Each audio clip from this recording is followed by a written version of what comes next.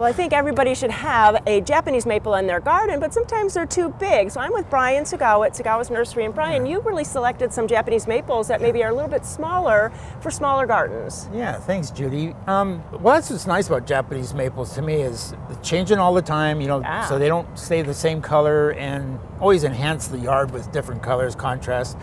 But yeah, I brought in a nice little selection for you to see with all the different ones. So what is this one over here?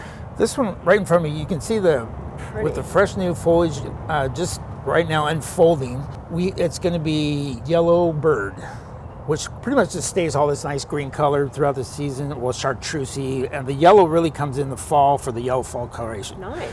Likes to get pretty good size, 12 plus, which most of these Japanese maples do. We did bring in a couple little dwarfer ones or more compact, but most of them right around 12, 15 foot tall, and you can control them easily by pruning them. But yeah, that's a very nice one right And there. that's still not too big. I mean, 12 feet in a garden, that's really not so big. And you can control it a lot smaller, especially growing in a container, easily controlled. If you take the leader out or control it a little bit more, you can keep them at pretty much the size you would like. I love this one with that red edge. That's beautiful. One of our favorites, Sumagaki. Well, what it's going to do is kind of have this, as it unfolds, you'll get this more of a burgundy kind of a tip on it with that same kind of a color, the chartreuse green, but it kind of goes to more of a medium, kind of an olive green, but nice throughout the whole season. Kind of adds a little interest in there with the tips like that. And I like that you gave us some ideas of companion plants, because in a container, even in a bed, you want something else that'll kind of contrast or complement.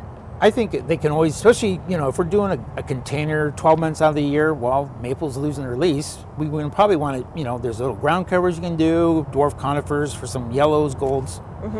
Always adds a little more something to look at throughout 12 months out of the year. So mondo grass and wire vine, really something nice to put at the bottom. Or you can do some flowering, just as long as it didn't take over, you can probably consider a lot of plants that grow in there as long as it stays small. So this one is burgundy right off the bat, which is beautiful. Very bright. It's going to unfold. Shana, it's like, they call it like a dwarf type bloodgood, but it is really kind of a semi-dwarfer variety.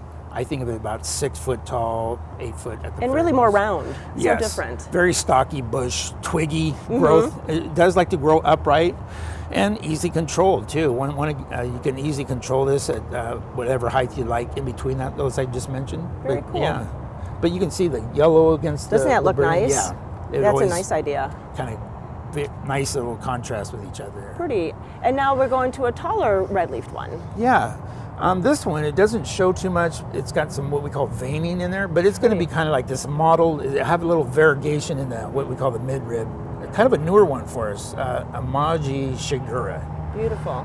So, but what's going to be interesting, it's going to have a little darker on the outside of the margin with a little pinkish in the inside. Pretty. Kind of interested to see what it's going to do for us.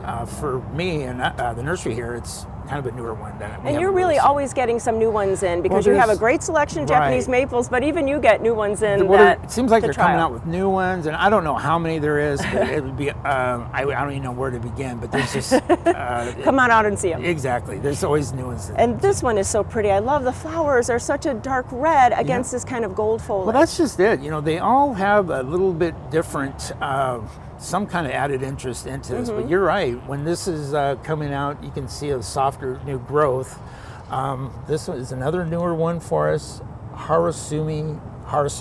Very there's pretty. my Japanese for you, but another new one. I don't really know too much about it. We're waiting to see what it's going to really do, but you can see it's kind of more of a yellowish with a little darker on the outside of the leaf with red in there. And then look at this. It's like a little pine. It's a variegated Japanese white pine, but look at that variegation. It just kind of like sparklers. Yeah, it does. So Brian, I think what we really want to tell everybody is that you have a wide selection of Japanese maples, really for any garden. Yes, there's for all sizes and all spaces in the yard. You bet there'd be one to fit all. And so if we do have questions about pruning it or taking care of it in a container in a bed, you guys all have that We do. answers We to. try to give the advice needed. Container, whatever the project would be, we have the containers to go with it, pruning, all the requirements that we can give. We'd sure be glad to give you advice. Well, I have to come up to Woodland, Washington, to Tsugawa's Nursery. Come see all the plants, but especially their Japanese maple collection. Thanks so much, Brian. Thanks, Judy.